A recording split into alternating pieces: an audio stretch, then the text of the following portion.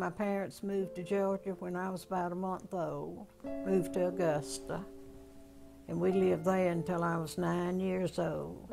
Lorena Weeks moved to Jefferson County in 1937 to a large farm owned by her husband's grandfather. A short time later, tragedy struck this young family. We moved to Louisville, and about 2.5 months after we moved there, Daddy was killed in a sawmill ball explosion. Lorena's mother was left with no job and 4 young children to support. The baby was 10 months old the day Daddy was buried. Following her husband's death, Lorena's mom had no choice but to go to work and to provide for her family. I saw my mother so young, working so hard and holding down 2 jobs. In 1937, the average working woman made $525 a year, men more than twice that. I used to cry at night because she'd be so tired. She'd work so hard all day and trying to keep clothes for us and enough for us to eat. 9 years later, another tragedy. Lorena's mom dies at the age of 38. Lorena, now the breadwinner for her younger siblings. After high school, she went to work for Southern Bell as a switchboard operator. She worked nights inside this small brick building in Wadley, Georgia. Finally, the children grew up. And things began looking up. His name was Billy. Billy Weeks was the love of Lorena's life. They married and had a family.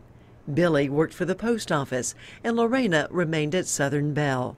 But tough times would strike again. Billy was injured in an accident. Money was tight. With 2 kids in college and 1 in high school, Lorena Weeks put in a bid for a better job. My bid was returned, stating that it was not a job that was given to women. The job, switchman. Lorena was qualified and had seniority, but a Georgia law was standing in her way. It prohibited women and minors from working at a job that required that they lift more than 30 pounds. Lorena Weeks decided to fight back. Inspired by President Johnson, who signed into law the Civil Rights Bill in 1964, Lorena mustered up the courage to sue Southern Bell. She went to court and lost. Then one day, the phone rang. I had a call one day from Washington, D.C., and Marguerite Raywald worked in the Pentagon. She was with NOW, National Organization of Women, and wanted to know if I needed some help. Lorena was given the name of a Louisiana attorney, Sylvia Roberts. For the next 5 years, the 2 women fought the phone company in court. On some days I'd be so down and I'd call Sylvia, and she'd say, well, Lorena, this goes on in most litigation cases, and you just have to have strength enough to put up with it. Beth Weeks, Lorena's sister-in-law, saw the toll it was taking on her lifelong friend. It was very trying. She cried a lot.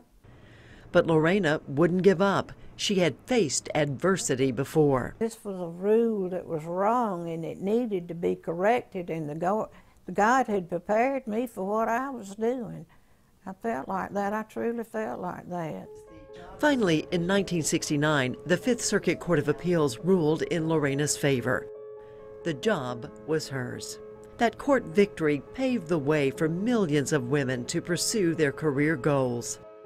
Patricia Edwards is the president of the Jefferson County Historical Society. She was very instrumental in the women's movement and women's rights and equal rights, and so we're very proud of her. A small box at the museum contains articles and copies of legal documents relating to this historic case. But like its unassuming donor, the ordinary box doesn't do its contents justice. I think that she was just a normal, average woman who had the courage to stand up for what she thought was right and to fight for it. In Jefferson County, Mary Morrison, WJBF News Channel 6.